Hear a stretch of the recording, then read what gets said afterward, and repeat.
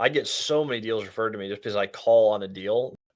So, people watching this, they're like, well, yeah, he knows what he's doing, but how do you, they might want to know, how are you finding these deals? You know, So I've never asked anyone to sell a property. Still, I'm 4 years into buying real estate at about 100 doors a year, and I have never asked for a deal before. I go meet people who own the properties in the market that I want to own the properties in. What I am interested in is how you got to where you're at, because you're buying the types of buildings that I think I'm going to need to buy to scale at any sort of speed. What did right. your journey look like when you were at the beginning?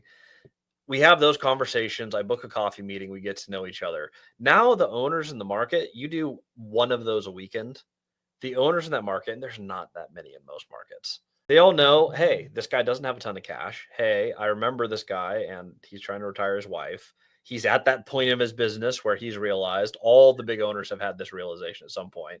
It's a lot easier to scale with larger multifamily. You don't need a 200 unit building, but a 38 plex gets you to your goals a lot faster than a duplex. There's a lot of things that they typically resonate with you on that. You have the conversations, they end up calling you a few months later.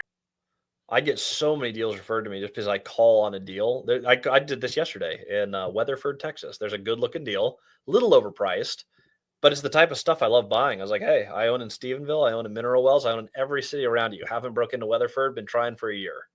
Right. This listing is exactly like what I want to buy. We got to talking about the deal.